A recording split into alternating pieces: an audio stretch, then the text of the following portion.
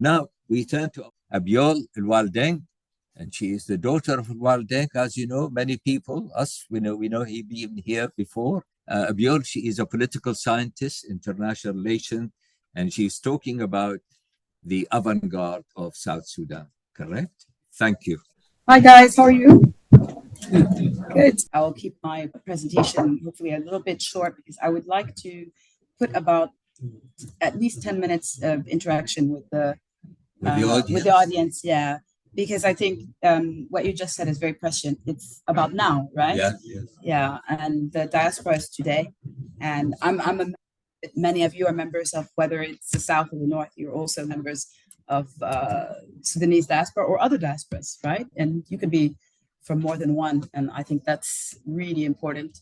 Well, I'll just go ahead and start by thanking Al-Shahi and the program and all of you, and also Dr. Ibrahim, who recommended that I be the one to speak, and also my very good family friend, Moan Mortad, Uncle Moan, because I cannot call someone by the first name among us South Sudanese, at least, and also the son of the elder, Mortad, and for the hospitality shown by his family, and also the invitation to allow me to be here today. So thank you very much. Very pleased to be with you. I came from the United States, but you know, in the vein of scholarship and in what was said, I've been working in the international relations and development field for the last 14, 15 years. I worked with MSF, the ICRC, WFP, generally in the region of Sudan. So in Chad, in DRC, and elsewhere. So it's a pleasure to focus more and more through my academic work on South Sudan. So yeah, very happy to be here and to also talk about why, you know, increasingly I've switched into public policy and quite a lot of media. I do quite a bit of yapping on Deutsche Welle. I lived in Germany for a while, will be a visiting fellow at the University of Cologne for a few months. And I think that we are seeing major shifts in the way the world works, like in terms of public policy. We are seeing major shifts in the way that geopolitics work. And I feel like, for me, having spent quite a bit of time in the, you know, kind of humanitarian development space as it was transitioning out of what some might describe as a neo-colonial order into what is now a reality in which the grand majority of international organizations are staffed by local staff, right? And so in the vein of that, and then also in the decline of humanitarian funding and financing, in which to a certain extent we see a change in the play in the way that countries interact as well with the traditional donors. You know, I would point the kind of wider aspects of things happening in the Sahel, particularly in places like Niger, Mali, Burkina Faso, where the traditional motivating factors from major donor ODA countries, you know, such as France, for example, that, you know, well, we'll cut off your aid if you don't comply. Well, when the aid is declining, the things begin to change. And the diaspora and the diaspora experience of these countries, you know, just as someone who has lived in France and in the Sahel, the diaspora is heavily affecting as well the way that the interaction between their home countries and whether it be former colonizer or current major ODA donor is interacting in their country. So one of the things that we've seen, for example, in Mali, Burkina, and Chad and other countries is that people who are from that diaspora and who might be full-fledged citizens in countries like France, Belgium, Canada, etc., will often say, you know, to the people in their home countries, well, we don't agree with what that country is doing in our country because look how we're being treated there. So the diaspora connection is now in real time. It's instantaneous. In fact, if anything, it influences. I thought it would be very good to talk about diaspora with some images of the South Sudanese diaspora. So I thought I would start with this image of Lual Deng. I mean, I am in the UK, and you know, this is a South Sudanese British, not only athlete but also philanthropist, right? And someone who is becoming a major, you know, influencer, as people who are much younger than me would say. So I'm really pleased that Dr. Al-Shahi let me explore this subject in a different way. And for some time, I've been trying to tell people that in my opinion, there are a few things. Like, number one, I think that development is also in the brain. It's not actually just a question of infrastructure. It's also how you think about challenges and ideas. And I personally believe that the East African region and Horn of Africa region in particular have been very dynamic in terms of rethinking a lot of concepts that affect us today. And whether that be the Somali money transfer system that happened already in the past, or whether that be things like M-Pesa, which has very much informed, Apple Pay and other PayPal structures that really, emerged out of refugee, to a certain extent, out of the refugee context in Kenya. So I find that despite South Sudan often being described as this, kind of waste, fragilized, conflict-prone state, that there are a lot of aspects of things that are going on in South Sudan that are transformational, that are avant-garde, and that will also, and have been and will affect the rest of the world. So, as I said, South Sudanese diaspora is an example of transformational shifts in social contracts, or social contract, if you like, to the global challenges of the 21st century. So I'm just going to start with, obviously, I think most of us know the definition of the word avant-garde. Obviously, it means preferring or introducing new and very modern ideas and methods. So it doesn't have to be modern per se, but it is new, right? And how, in my opinion, we can look at South Sudan in a different way, I will then get into. So one of the things I wanted to point out is that I have a little bit of an issue with the word third world, like the term third world. And I know people tend to throw it around, but it's wrong. It just means non-allied countries. But, I find that, at least as a citizen of the United States, who spent quite a bit of time in the UK and Germany and other places, that when social services and when the state isn't really fulfilling things the way that they used to be, whether it be the politics of the United States, which look increasingly like politics of where many of our parents came from, and elsewhere, people often will say, well, this is very third world. It's like, it's becoming like the third world, Okay. Well, as citizens in richer countries become more and more dissatisfied, as the politicians and public policy makers of those countries inform citizens that, due to a myriad of reasons, that the kind of social state that we saw post Second World War is disappearing. In whether it be the UK or France or the United States, if you are my age, I'm 40, you now know that you probably have to work until at least 70. And in the United States, we're told you probably won't get all of the benefits that you assume that you're going to get. You'd be lucky if you get 50% of them. So people will start to say things like, oh, this is quite third world, as they see that the social state is declining. But what they don't realize is that in these so-called third world states, in which there isn't necessarily this setup, there isn't necessarily this many benefits, there are other systems that are occurring that provide a social state to a certain extent, which, in my opinion, need to be explored. And in that sense, South Sudan is actually a bit of an innovator. I'm not saying it's going to be great. I'm just saying it's worth exploring. Okay, sorry. So one of the things I want to say on top of that is just consider the concept of the nation state as how we all learned it, and what the nation state is today. And I think anyone from Sudan knows that that is a problematic issue. So I just want to quickly highlight the kind of traditional, try to resume what traditional diaspora theory is. I did a graduate degree at the Sorbonne in Paris, and the French diaspora, the French kind of sociological thinking is also quite particular, so it certainly has influenced me. So I just wanted to say that most people consider that, I won't go into the origin of the word. I think we all know that, but most people consider that most diaspora fall into 4 different diaspora types, right?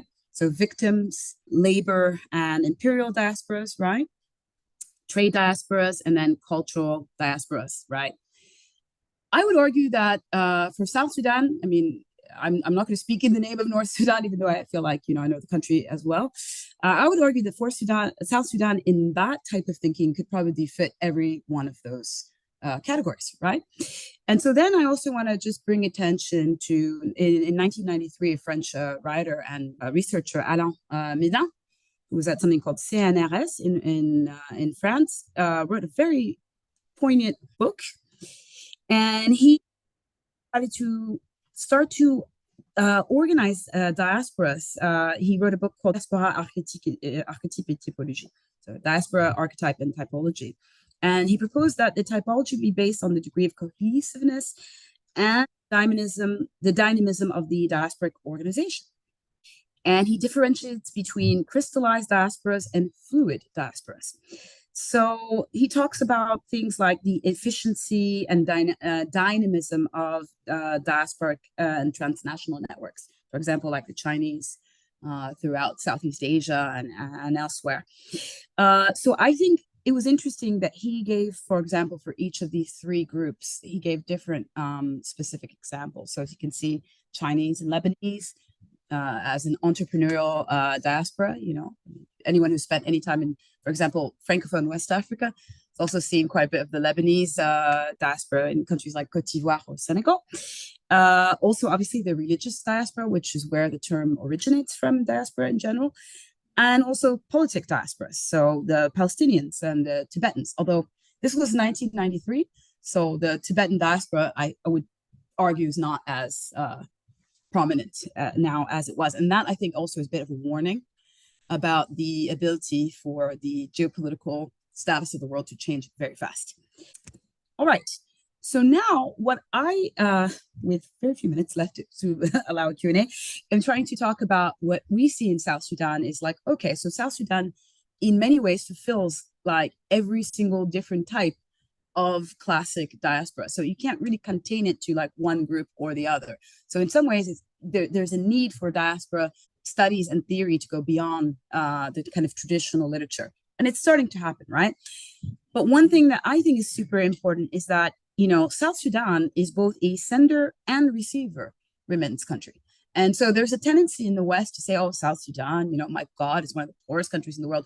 But people don't realize that actually the regional countries such as Kenya and Uganda are highly dependent on remittances, whether from South Sudanese citizens or their own citizens working in South Sudan to support their economy. And in fact, if you really want to go into kind of proper economic theory, you often see that countries like Uganda and Kenya get quite a bit of money to subsidize things like bumper crops and granary reserves through the purchase of their food and other items that they import to South Sudan. So it's a very interesting context that South Sudan is both a sender and receiver of remittances. And I think it's really important because it's not this victim diaspora, right?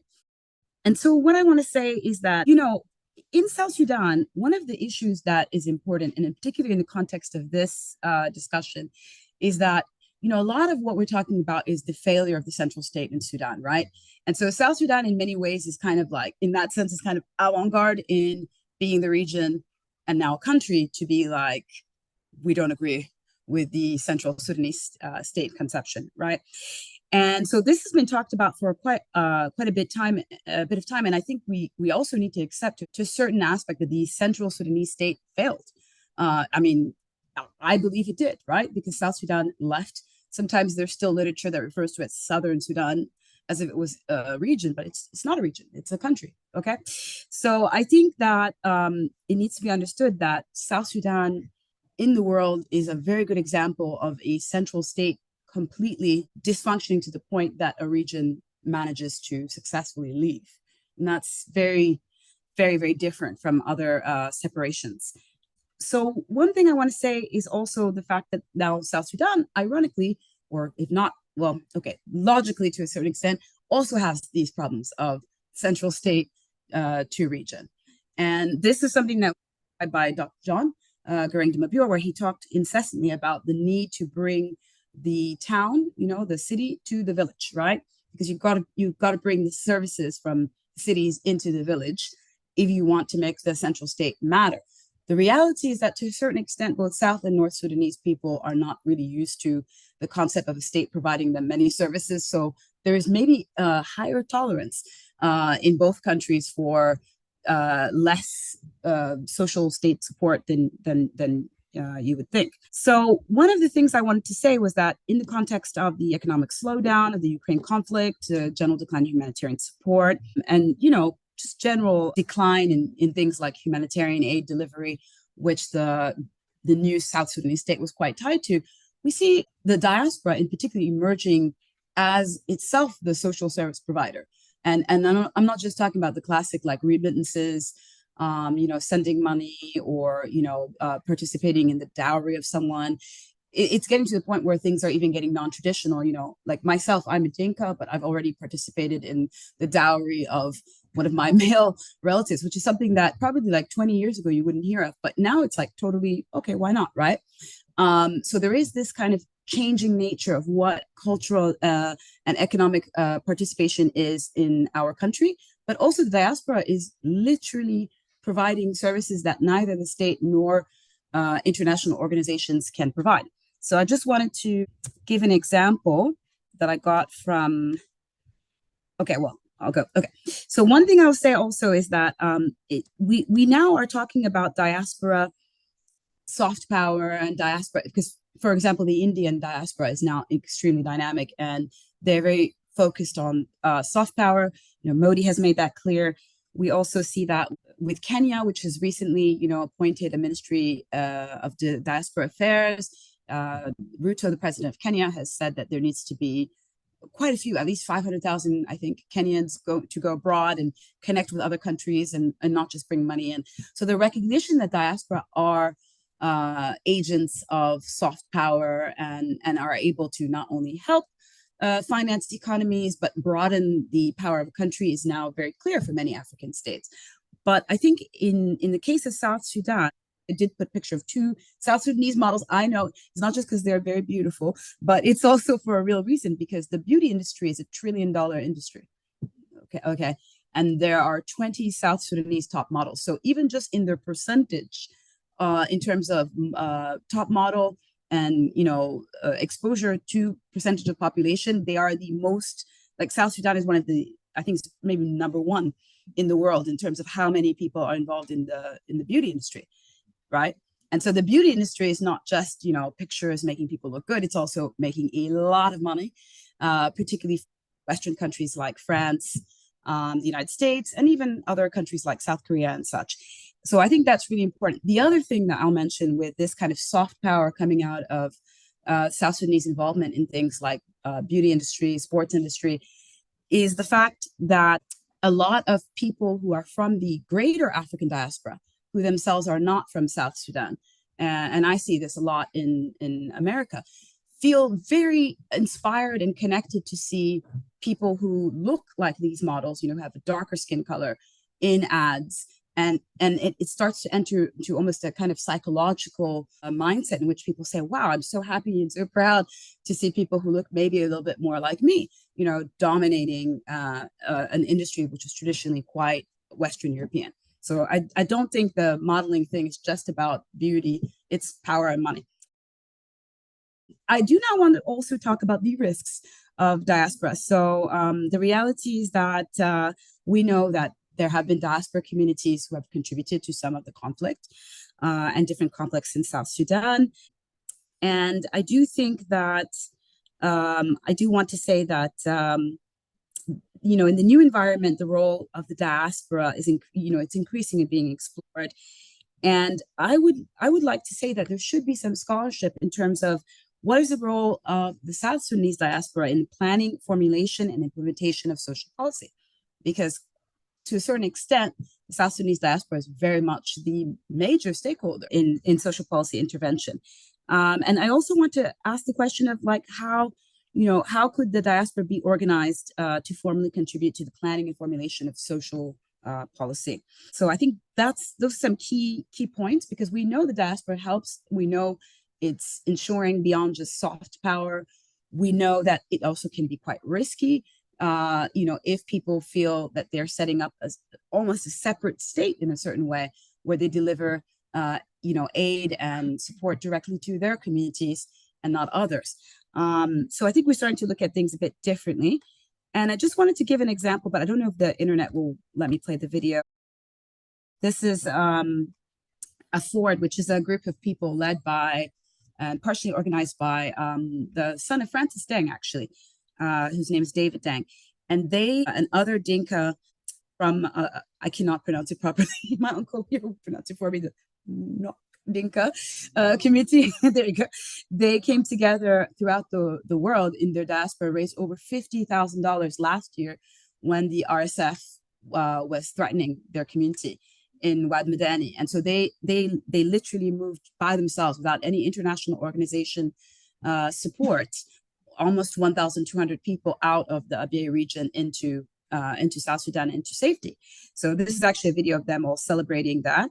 And I thought it was really interesting because not only did they organize the money and move people out, they also started to create different mechanisms of community support, which would be super interesting to look into the future, in the sense that perhaps we're going to see diaspora being more and more involved in just direct humanitarian aid. So I just want to end then and give like a time for a bit of questions. This is a thing Mo, so she's a South Sudanese American athlete and world record holder, I think, as of last week. And I just want to say, you know, like South Sudan's diaspora has very much been part of the reason why the country also became an independent country, because the diaspora was there to contribute all along. But as time changes, the relationship between South Sudanese and the diaspora changes. And in many ways, the diaspora is probably the key stakeholder in South Sudan these days. And it will be interesting to see how that can be organized, if it can be centralized. And I also think that South Sudan is a great country to explore in general, including for North Sudan, just in terms of the potential of diaspora beyond, you know, just cultural, economic, and social support. So I will stop now because I want to give at least a few minutes for any questions. We've got 7 minutes, so all right. Thank you very much indeed.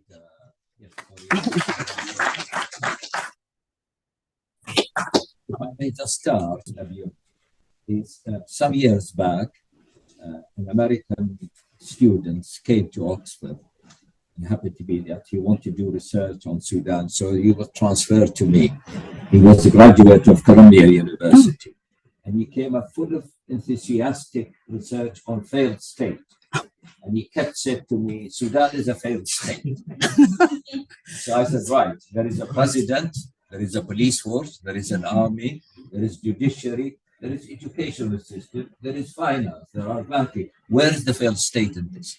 He was speechless. I said, how you are going to explain to me that Sudan is a failed state? So this American political scientist, it doesn't simply because they don't understand the reality of African society. Right. It's just simply out of the failed state, all African failed state as far as American political science. True. So I think there is a problem here. If you say there are problems, yes, but they are not failed state. Look at them. They're there. If anything, now in America is in trouble as far as democracy. Yes. So perhaps you could reply to this. Yeah, absolutely. I mean, look, it's not because I have an extremely high level of optimism alone. I mean, I've spent quite a bit of time in so-called failed states, almost a decade working in Chad and DRC and CAR and other places like that. But I strongly believe, I mean, even if you look at how this country industrialized, this country changed, the social statistics of the UK at the beginning of the 20th century were abominable. Some of them are worse than what we see in like Juba today. So the reality is that a lot of development happens in the mind. So once people begin to think differently and think creatively towards solutions, if it's able to be harnessed, and then I think the other thing for a country like South Sudan is like peace, right? If you're able to harness some of this thinking in a productive way, it will work. If it's not in a productive way, it will work, but in a negative way. And we've seen that with diaspora, where there are people who fundraise, but to commit genocide. And then there are people who fundraise to educate, support, and so forth. Political scientists view from afar. They are in America somewhere, in Wisconsin, and there is some. That's where I was born. That's a problem. Perhaps the influence where let this student believe, Sudan is not a failed state. He became advisor to Obama. Oh no. Well, I agree. I think that we have to change the way we speak about Africa in general. I mean, from a sub-Saharan African point of view, I think there is a tendency to be incredibly negative and ignore the accomplishments. Look at how COVID-19 was handled in a country like South Sudan with almost no resources, and yet somehow came out with better statistics than the United States. So I think that there is a point where we have to also change our mentality and not only look at the negative, and also be a little bit more indulgent. And frankly, I fundamentally believe that some of the way in which countries like South Sudan and the diasporas are redefining what does it mean to be a citizen? What is a state? Who provide? It's JFK, right, in America, who said, ask not what your country can do for you, ask what you can do for your country, right? And I think in many ways, South Sudan is redefining a lot of ideas about who is the one who's in charge. If anything, it's almost a bit more of a direct democracy to a certain extent, if you consider that the citizens abroad are also citizens. But if you don't, then no, right? Because it's not about a diaspora that's just going to fully disappear into, another nation. What I'm saying is that, yes, we could learn from the others. Yes. But Africa has to generate its own views, its own theories, its own explanation. We are. Rather than we just borrow models from the others. Yes. And saying this is applicable to us, which is not. Yes, I agree. And that's a problem. I agree. And I think the South Africa, I'm just going to say South Africa ICJ case for me is like in a legal sense, also impressive, right? Because I think African countries are starting to get into the mentality of thinking like that. Yes. Yeah. Thank you. You're welcome.